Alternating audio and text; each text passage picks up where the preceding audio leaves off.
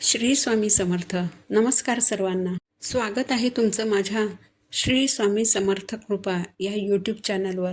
आजचा दिवस तुम्हाला सुखाचा, आनंदाचा आणि मंगलमय जावो हीच मी स्वामींच्या चरणी प्रार्थना करते आणि आज या नवीन व्हिडिओला सुरुवात करते.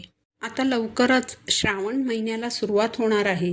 यावर्षी 2026मध्ये श्रावण महिन्याची सुरुवात 13 जुलैला गुरुवारपासून होणार आहे. श्रावण महिना म्हटलं की अनेक प्रकारचे सण, उत्सव, व्रत, वैकल्य, पूजाविधी या सगळ्या गोष्टी येतात.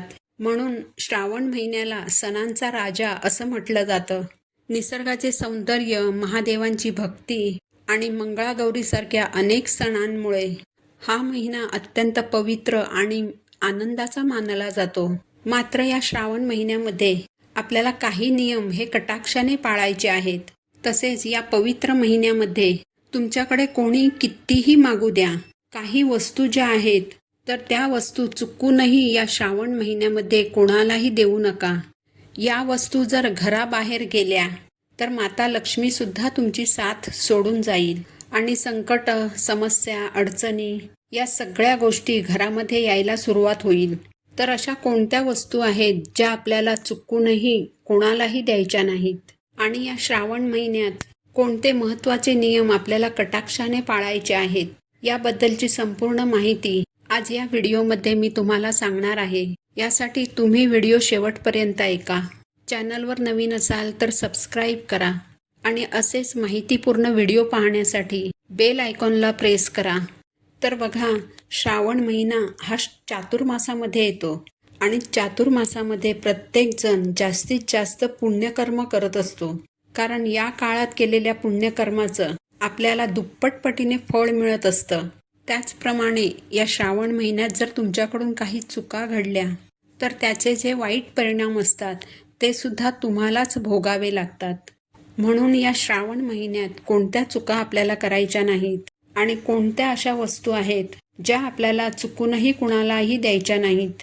तर यातील पहिली जी वस्तू आहे ती म्हणजे दूध आणि दुधाचे पदार्थ, म्हणजेच दूध, दही, तूप या ज्या वस्तू आहेत तर त्या लक्ष्मीचं प्रतीक आहेत. यासोबतच हळद, लवंग, हिरवी वेलची या वस्तूंना आपण लक्ष्मीकारक वस्तू मानतो. याचबरोबर मीठ, धणे या वस्तूंना पण आपण देवता स्वरूप मानतो.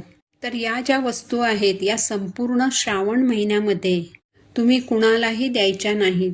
नाहीतर या वस्तूंबरोबरच आपल्या घरातील सुखशांती देखील निघून जाते. कारण या सर्व वस्तूंना आपण माता लक्ष्मीचं स्वरूप मानतो आणि कायमस्वरूपी या वस्तू आपण आपल्या घरात ठेवत असतो.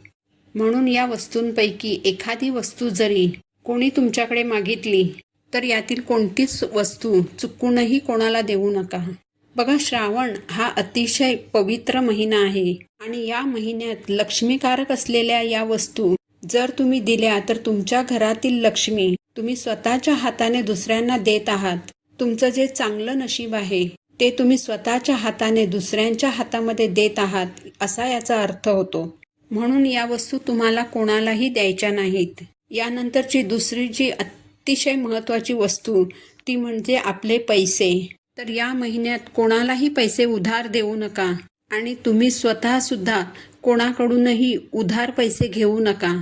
बघा, श्रावणासारख्या या पवित्र महिन्यात आपल्याला पवित्र अशाच गोष्टी करायच्या आहेत.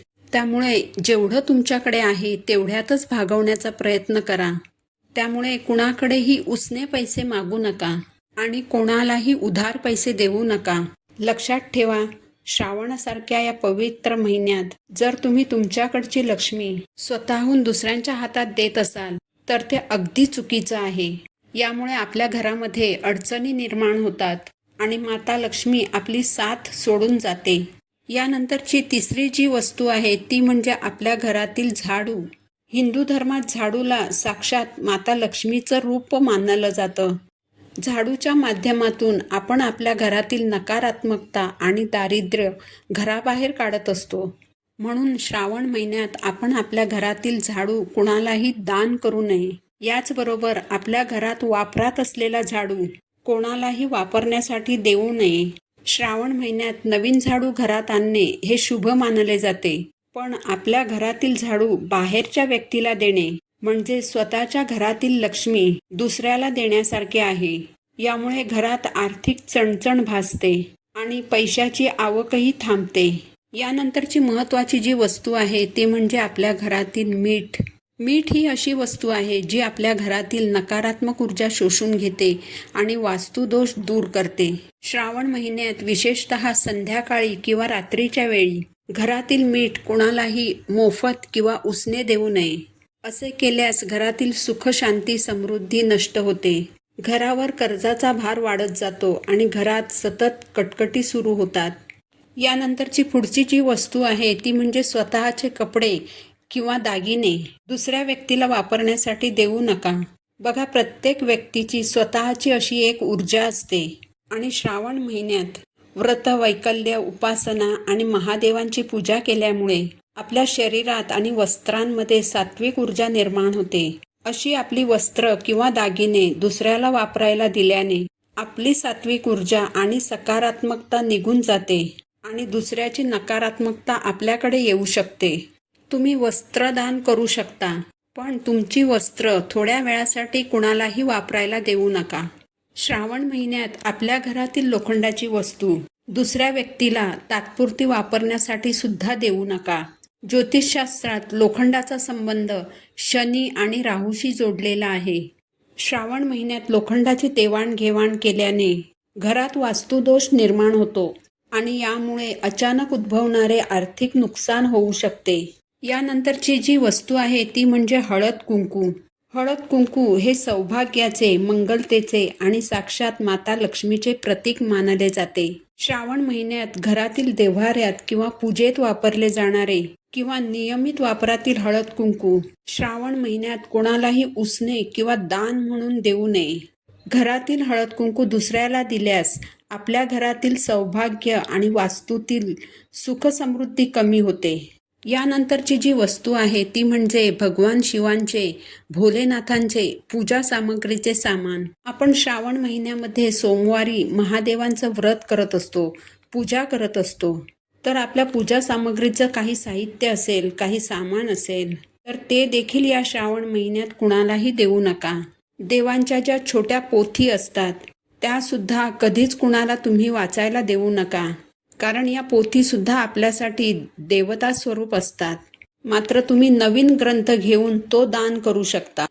तर या ज्या काही वस्तू आहेत तर त्या आपल्याला श्रावण महिन्यामध्ये चुकूनही कोणाला द्यायच्या नाहीत. या नियमांचं तुम्हाला कटाक्षाने पालन करायचं आहे, जेणेकरून श्रावण महिन्यात तुम्ही ज्या व्रत, उपासना, वैकल्य करणार आहात त्याचं पूर्ण फळ तुम्हाला प्राप्त होईल.